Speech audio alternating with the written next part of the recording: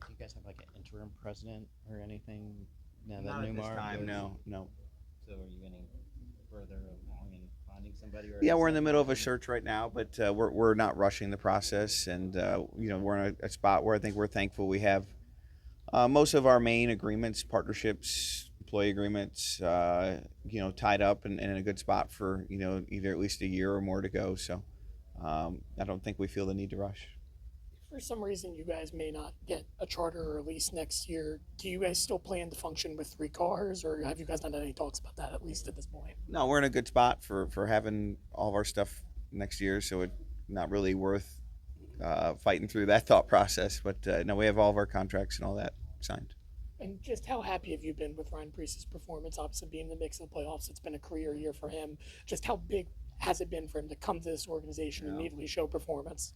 I mean, he's done everything we've asked him to do. We asked Ryan to come here and get us a third car and make it a contender to be in the playoffs and win races. And he's been in contention to win a few races. He's in contention to make the playoffs, and we're very pleased to see that team come together that way. From a owner perspective, the battle between Preece and Buescher, one of them is, unless someone obviously wins outside of RFK, one of them is going to make it in. It seems like. From your perspective, what does that do to you as an owner? Yeah, I want him to win, and we want to get all 3 cars in victory lane, and that would solve it for everybody. And I think that's where our headspace is. You did that one video NASCAR with Kyle earlier this year, and we've certainly seen the other high production value videos that they put out this year, which is something new. It seems like it's about star making and really kind of lifting the profile of the drivers. You've been around long enough to where you kind of saw that earlier in your career with sponsors. What does it mean that NASCAR is doing it and going in this direction from a driver's point of view? Well, I think they're doing a lot of things that are that were sorely needed a decade ago, and we're kind of at least heeding those lessons. I look at the driver ambassador program. I look at some of the marketing initiatives they've brought in, and they're star power oriented. And I think it's exactly what the sport needed. The sport has to be realistic with itself that, it won a decade or so of really weak marketing efforts. And you're not just going to recover from that overnight. But they're doing the right things, I think, now to put the sport into a growth trajectory, and that's exciting to me. So you have to retake acting lessons, or the Yeah, next driver no, I have have. acting lessons. Just to It's more than that. It's Yeah. engaging in all kinds of different mediums that are, bigger or broader than, commercials and promotions. And I think we're seeing a lot of that happen in ways, and certainly with a velocity we didn't see in the last decades or so. Was this out of desperation, do you think, for NASCAR to start doing this? Because, as you said, it's probably 10 years too late. But you guys, as drivers, have been kind of pushing them to. I don't know if I would use the word desperation, more like realization. It's great to see. I think I'm really proud of how it's come together. There's been a lot of hands in the cookie jar, and I think that we're finally starting to get somewhere. So it's good. What's the feelings about the 1 year on the repave of Iowa and how it's felt? And looked like you're fast there in qualifying. You put yourself in a good spot for Sunday. Yeah, the track's in really good condition. The year on the asphalt was actually sorely needed. It pulled a lot of the oils out of it. You can see it. The colors changed where the oil has left the new asphalt, and so it's significantly more drivable, but still has good pace, good grip. So that's exciting to me. Another solid here at Iowa. How much does it mean to you that in year 2 that Iowa fans are still showing such great support for coming to this track? Well, I didn't have any doubts that Iowa would be a sellout for the Cup Series for a long time. This has been a great area for racing, more than just NASCAR, all kinds of forms of racing. And I think we always felt like coming here to Iowa would get a big embrace, and it's good to see that be the case. Kind of going Brad. off of that, is it Midwest year after year being on the bubble? Is the fact that it's nothing new, does it make it any calmer or any more?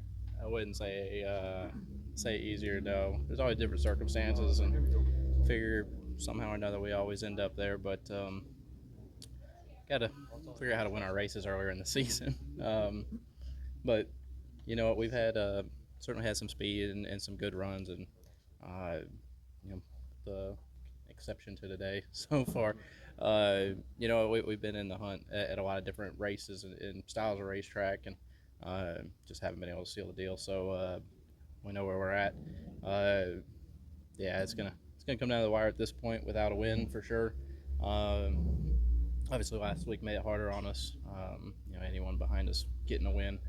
We're basically probably racing the 48 from a point side of things, and our teammate on that front. So, I guess it's only a couple of cars that we're I won't say paying attention to, because we're all trying to win every week still. But I guess we are gonna have to shift to some amount and be aware of these cars so that we can be in the best spot to make the playoffs. I don't want to all-out points race right now, but unfortunately we might be sneaking up on having to a little bit. Right, so like if the 48 and 60 have an issue or are struggling, then that could impact your strategy as well.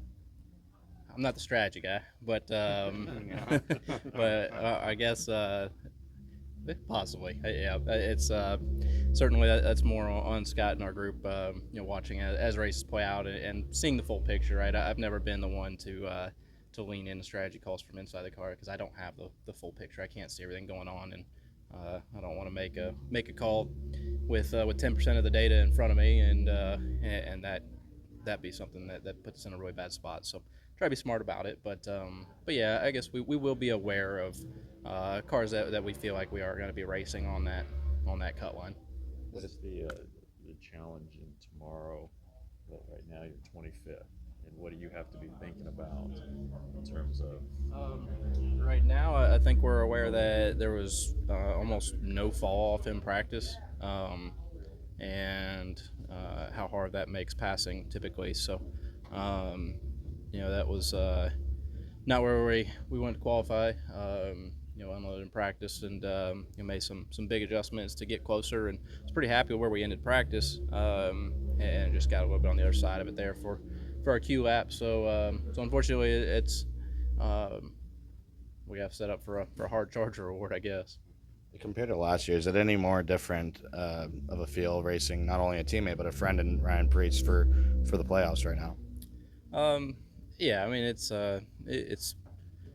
always easier in some ways and harder in others racing teammates for for spots, for wins, for a playoff cut, whatever it may be. But I think at the end of the day, I don't think either of us expects to not race each other hard or aggressively, but it's a matter of respectfully, and I think that's something that we've always been able to do no matter what the situation.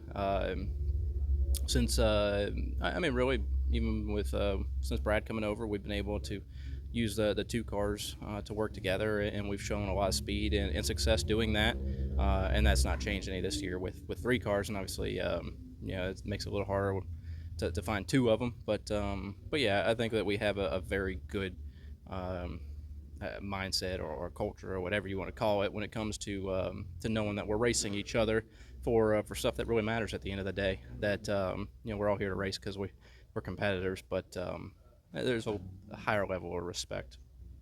For this weekend in Iowa, what's the biggest difference you've noticed between the first year with the repaper, with it coming in back in general, versus now with the asphalt being aged? So far, we've just moved up the hill a little bit. We're a little bit higher on track. I imagine that's going to keep going that way. The colors obviously changed a ton, but I'd imagine it's going to keep blending up the hill as we get into the race tomorrow. It was starting to go that way last year, but we were there very quickly. From the ARCA race to I know the Xfinity race will be. Fast laps were set in that middle groove. So I think that's the bigger difference we're seeing right now.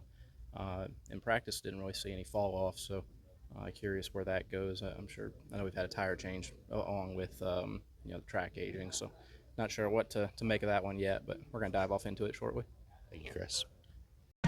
My Place Hotels is proud to be the official hotel partner of Frontstretch.